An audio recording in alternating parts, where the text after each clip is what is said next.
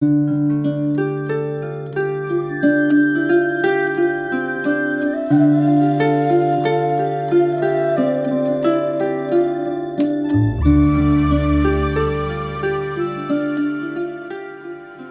míle failte.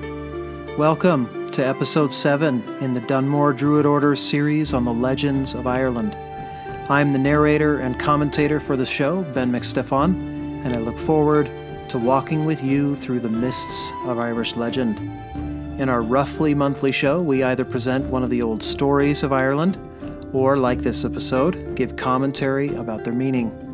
Our commentary today is on the previous episode, episode 6, Manannan with Kings and his fosterage of Lugh. So if you haven't yet watched episode 6, you'll need to, or this show may make you feel a little lost. We wanted to warn some of you that we are having a problem with the Dún Mór website, so the podcast is temporarily unavailable. We hope to have this fixed shortly. If you like what you hear, please comment and give us a like here on YouTube. You can also subscribe to our channel on YouTube under Dún Mór Druid Order. The Dún Mór Druid Order is accessible via Facebook as well. In the meantime, if you have any stories from Irish tradition that you would like us to consider for a future show, please post your suggestions on the Dún Mór Druid Order Facebook page.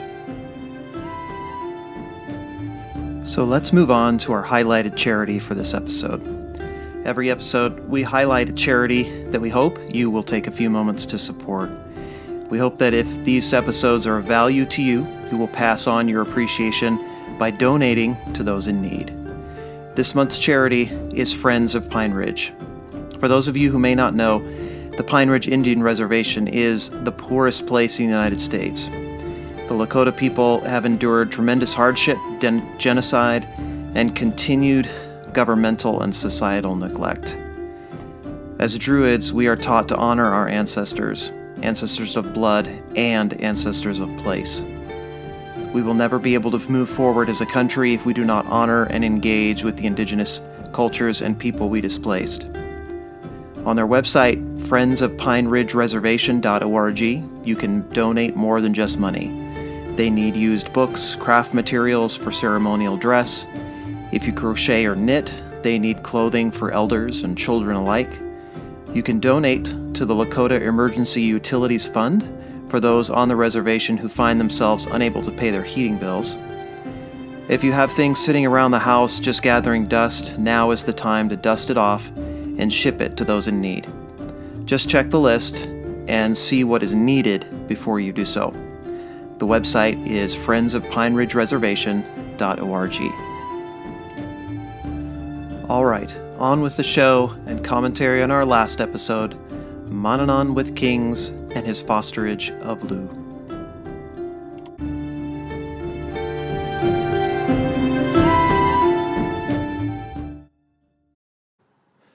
So, who is Manannan mac Lir? He is one of the lords of the Sidhe, and like all of them, we need to be honest that they cannot be encapsulated by our ideas or our philosophies of them.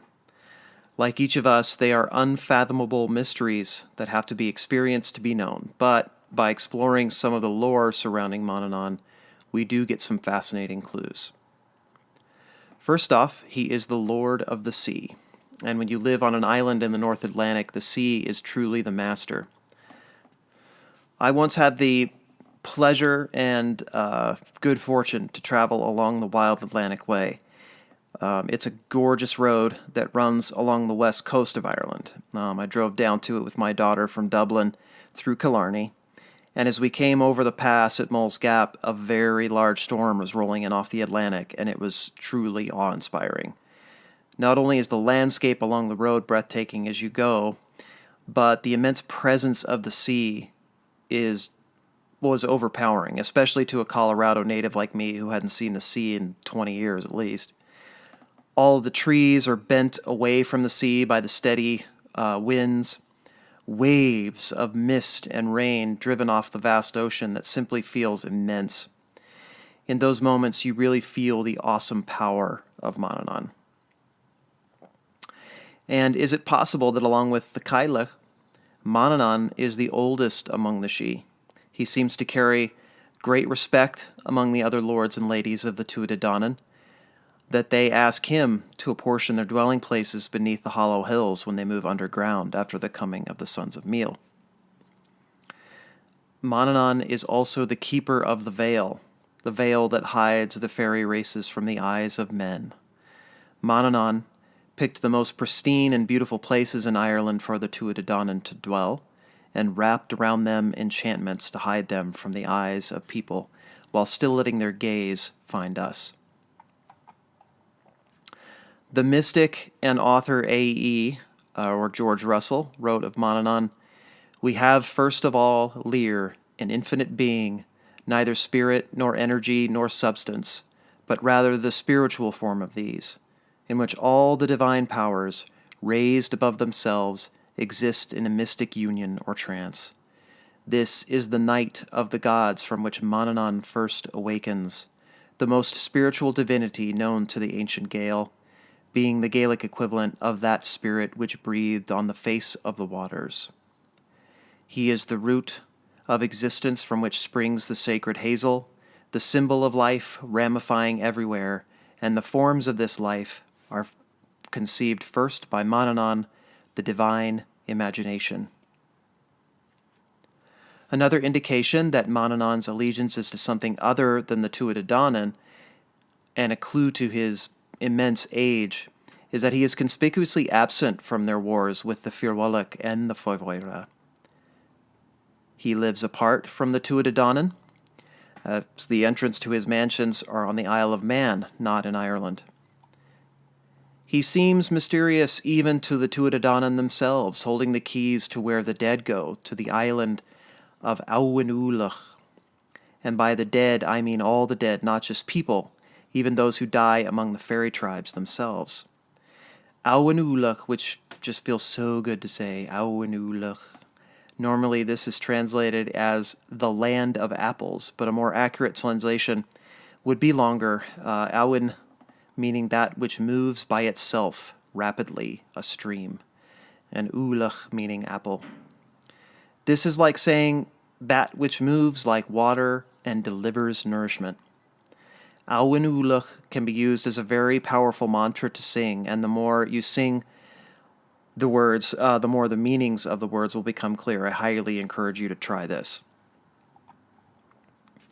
What is also curious and compelling about Manannan is that he interacts with humanity more than any of the other among the Tuatha Dé Danann. Why is that? Is it possible that he knows or sees some great potential in humanity that even the other Tuatha Dé Danann are ignorant of? Why such a fascination with us? And along with the Cailleach, he is the measurer of kings. So to structure the commentary, we're going to discuss three main themes. The first is, whom does the king serve? The second, what is the source of the king's power? And finally, what is the music of the Sidhe? So it's obvious in the first story about King Idú O'Donnell that he's a rather arrogant and self-serving king. In fact, his name, Idú, means black fire. And I think in this case, it's like saying a fire that gives no real heat or light, a fire that is purely for show. Manannan mirrors this attitude of O'Donnell by materializing by appearing as the Amadan Mór, a smelly, vagrant fool with no power. He has clearly come to test O'Donnell, which becomes more and more obvious as the story progresses. First, he embarrasses O'Donnell by materializing out of thin air in the middle of this very upscale party. This would be the equivalent of a president holding a state dinner in which a homeless man suddenly appears. So he seems to be deliberately embarrassing O'Donnell and observing his reaction. As the story progresses, Manannan sees how O'Donnell treats the Gatekeeper and blames him for the mishap. In other words, he sees how he actually treats his subjects while under social stress. In many ways, the Gatekeeper in the story embodies the threshold between O'Donnell and his people, and between O'Donnell and the landscape that he stewards. O'Donnell treats the Gatekeeper horribly, and in the guise of the fool, Manannan comes to the Gatekeeper's defense. This is an invective on the misuse of power and a reminder that the king ultimately serves at the pleasure of much larger forces. Through all the happenings that night, it becomes clear that O'Donnell serves himself, and to some extent, maybe the nobility invited to the feast. But the people are kept outside. They are kept away from the feast. Cormac MacArt, on the other hand, is a totally different king. Cormac, whose name means raven son, son of the bear, is the polar opposite of O'Donnell. Cormac brings his people into the hall at Chawarnaree. Chawarnaree is its Irish name. It's commonly referred to as Tara today. When Cormac receives the silver branch with golden apples from Manannan, he doesn't use it to increase his stature or reputation. He uses it to ease suffering and bring peace to his people. From the beginning of the story, Cormac uses his power and status to benefit his people, sometimes at his own expense, which we'll address a little later. But for now, suffice it to say that because Cormac has this quality of generosity, Manannan trusts him enough to leave the silver branch and the golden cup under his care. And this is a sign of trust that Cormac genuinely earns. So whom does the king serve? We have to talk here about Chailech, or family.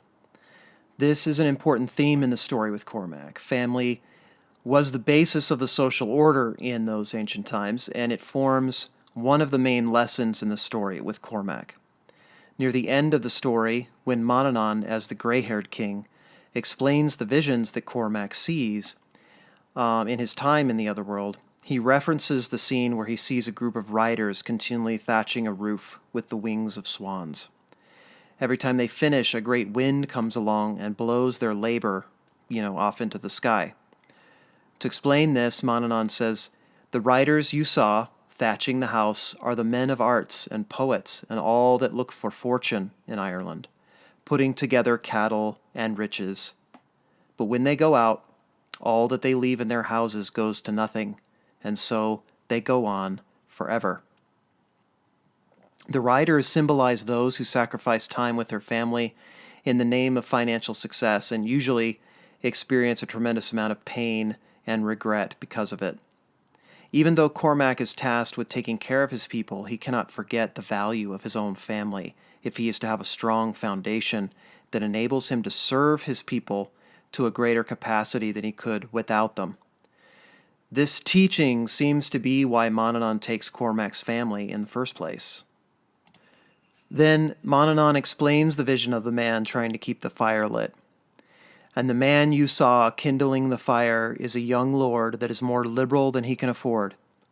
And everyone else is served while he is getting the feast ready, and everyone else profits at his expense." This is a lesson in maintaining personal integrity and remembering that self-care is a critical foundation for an effective life. And you may remember that this vision is the one that disturbs Cormac the most when he sees it. He actually turns away from it, in fact. This is about the extremes of being a caregiver. People who have a caregiver personality often give and give until they are exhausted, angry, resentful, or depressed. Caring for others to the exclusion of ego is one thing, but caring for others as self-punishment or to play the martyr is another thing entirely. So this is a teaching that Manannan would never give to someone like O'Donnell. He could use a little bit of lopsided giving in his life, probably. Okay, so we move on to the second theme of the story. What is the source of the king's power? And this breaks down to 4 sources: the Otherworld, the land, the people, and the truth. So we'll start with the Otherworld. Thinking back to our very first episode about Niall ní Ghuilleach, Niall of the 9 hostages, you may remember that it's the Cailleach, the hag, who dispenses sovereignty as a gift from the well. As quickly as it's given, it can be taken. All of these lessons are not just for politicians and rulers. They speak to each of us on a personal level. It's not enough to point fingers at our leaders and lay blame. We really must come to a place of inner sovereignty where we take responsibility for the health of our own spirit. And we do this by continually reaching into the other world and finding sustenance, by drinking from the well. Now, this isn't to say that kingship can't be won in other ways, but it's the kingship of the ego only. The rule of the ego is always a temporary delusion of control, and because its foundation is faulty. With both kings, Manannan shows them that their power has limits. In O'Donnell's case, it can be met, it can melt at the visit of a fool, rendering his walls, his warriors, and his defenses useless. And in Cormac's case, it can fade as quickly as the mist that took his family into the Otherworld. So we are asked to contemplate the spiritual question of where the foundation of our own life is. Where is the source of our own power? The next source of the king's power is the land. It is the Cailleach, the hag, that guards the waters of sovereignty with a test of compassion, truth, and vigor. In this sense, the Cailleach is the land, and the Dún Mór, the fool, is her messenger. This is the memory that if the land refuses to provide, the king is powerless. In ancient Ireland, each king was in fact married to the land herself, because the Irish astutely recognized that the land was the ultimate bride. If the king can't woo her and serve her, the people will starve. This marriage to the land is a vital component missing, unfortunately, in today's body politic and in many spiritual practices. Druids, however, cannot afford to make the same mistake. The Druid knows that the needs of the land are paramount and always will be. The people. In both stories, Manannan makes it clear the people the king serves are the essence, the purpose of kingship in the first place. In O'Donnell's case, when the people are kept from the feast, Manannan visits from the Otherworld in the guise of the Amadán. If the king can't abide the company of the poor as well as the powerful, then this sovereignty is frail. It's bound basically and directed by social convention. This kind of frail sovereignty is on full display with O'Donnell. Whereas Cormac's way is grounded in his service to his people. Two of his instructions for novice sovereigns are, I was gentle with the weak, I was strong towards the powerful. And I really feel like this means that we must meet people where they are. Instead of obsessing over our own agendas, we often have to help guide each other into a better place spiritually before we can force changes that our ego makes a priority. Cormac's connection to his family is tested, and he sees that without them and the people he serves, he's not truly a king. In contrast to O'Donnell, when Cormac wins the silver branch from the Otherworld, he uses it to alleviate suffering, whereas to O'Donnell, the music of the Sidhe, in this case, the harp playing of Manannan, is only a means to increase his personal wealth and stature. And the last source of the king's power is truth. O'Donnell only really reluctantly extends hospitality to the fool. He's far more concerned with his social standing and reputation than he is with the virtue of hospitality. And again, when O'Donnell witnesses the fool's gift of music, only when he's really under the spell of the music does he catch a glimpse of the beauty of Tír na nÓg. But as soon as the music ends, he returns immediately to the desire to possess. Truth is so important in so many of the stories that it's mentioned as the very first words that Manannan speaks to Cormac on the green. He says, I come from a country where there is nothing but truth. How important is truth to a life of sovereignty? Evidently important enough as to be the first teaching he gives to Cormac when they first meet. Truth, often symbolized by a sword, is here seen very differently. In Cormac's story, it's more like the Grail. The golden cup of Manannan holds something rare, pure, and delicate. Lies break our spirit. Truth makes us whole again. This is the basis of a whole slew of teachings about our relationship to the spirit world, but it's essentially this. We can be totally overwhelmed with the inspiration and lessons the other world gives us. To imbibe it, to actually, use it in your day-to-day life, you must have the integrity of a vessel to actually bring it to your lips. And truth maintains the vessel. Okay, our third theme, music of the Sidhe. As a quick aside, the man on the right here is Padraig Dal O'Byrne. You're looking at the last of the line of the great Irish harpers stretching all the way back to the time of the Druids themselves. He was the first harper to be photographed worldwide, and he was the first Irish musician to ever be photographed, and the last to play in the Old Gaelic style. When he died in 1863, a whole realm of memory was lost. I pray, as a personal practice, that his spirit returns to the world again someday, and that somehow we get access to that knowledge again. And Padraig links perfectly to the music of the Sidhe. Everything related to the power of music in these stories stands out. In the story with O'Donnell, it's the harp playing of the Fool, and in Cormac's story, it's the music of the Silver Branch and the music of the waters of the Well of Segish. Traditionally, there were three forms of music to the ancient Irish: Goltri, Gentri, and Suantri.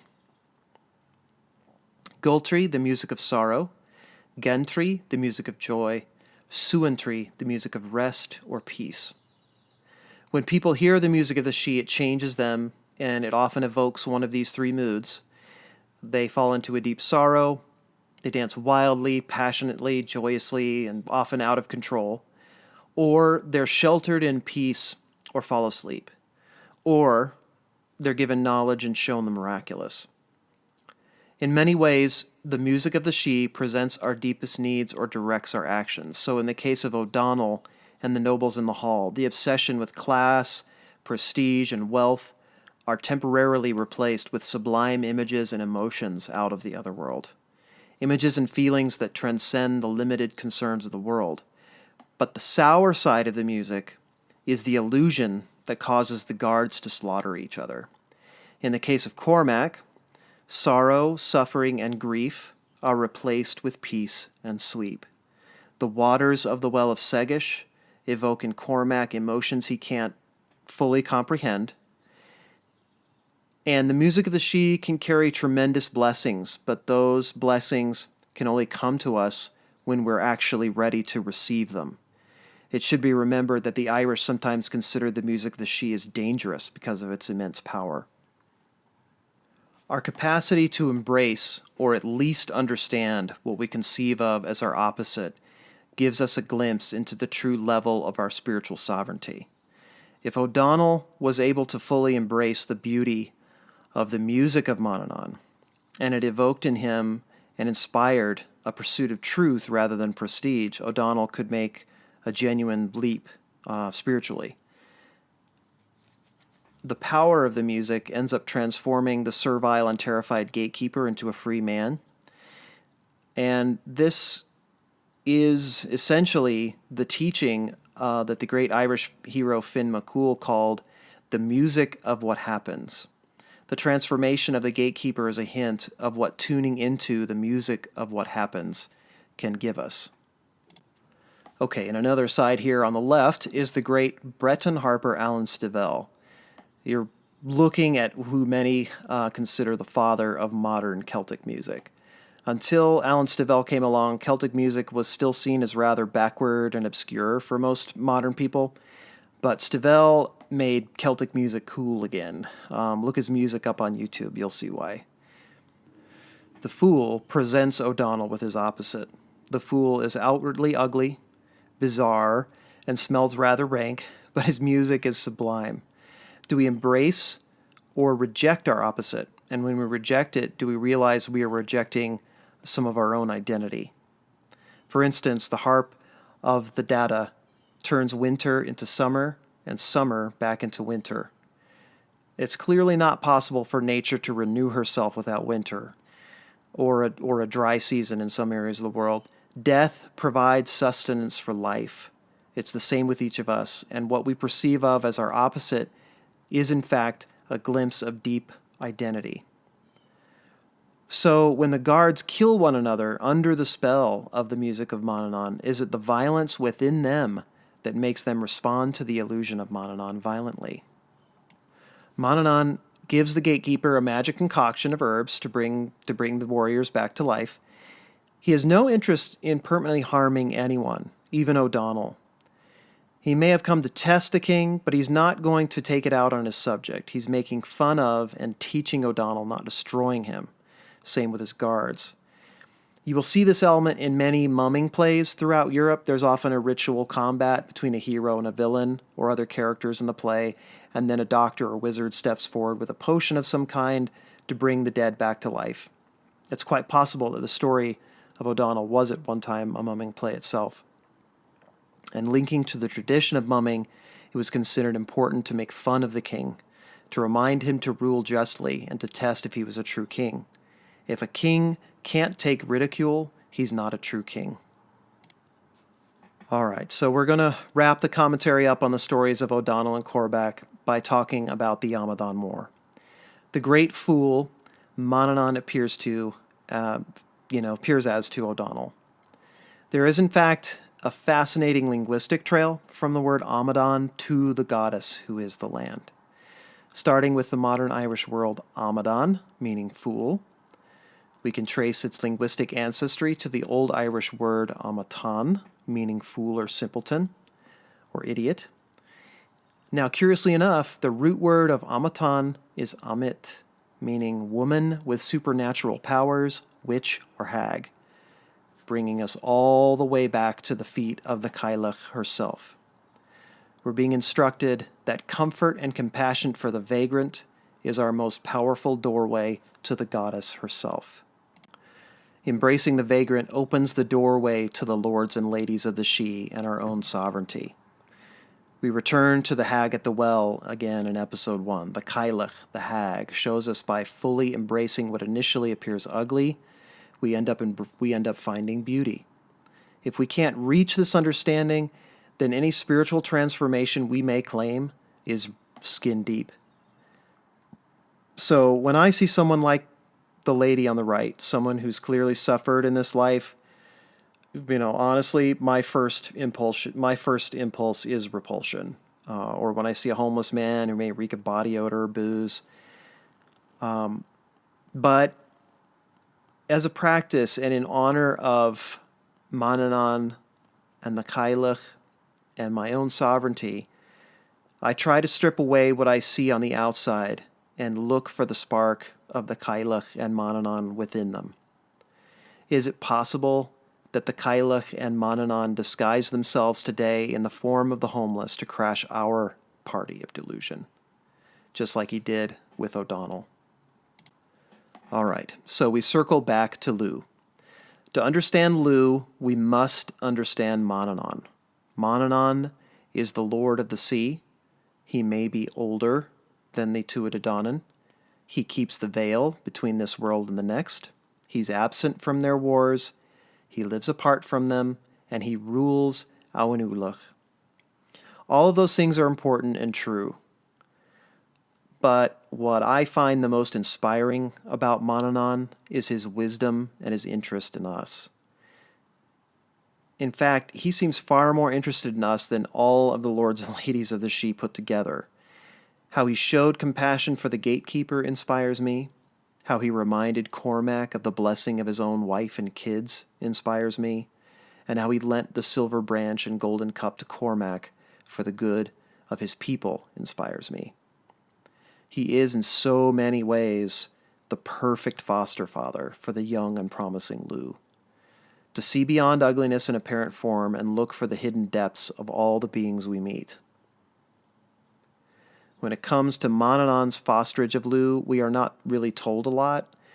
We can see from the story that Lugh learns all his skills with Manannan in Auanulach. During Manannan's fosterage of him, Lugh learns all the skills of the Tuatha, which earns Lugh the epithet Ildanach, all-skilled. Only with his fosterage to Manannan in Auanulach would Lugh have ever been able to gain admittance to Cathar Croin and come of age. Lugh spends his adolescence with Manannan, and we can see a little more clearly through the stories of O'Donnell and his 3 calls to Cormac what kind of spiritual education Lugh would have received from him. And it's Manannan who outfits Lugh with everything he will need to confront his grandfather Balor. Manannan is the one who takes Lugh to the edge of the sea, shows Lugh it's time to return home and take his rightful place as a lord among the Sidhe. In short, to become a man.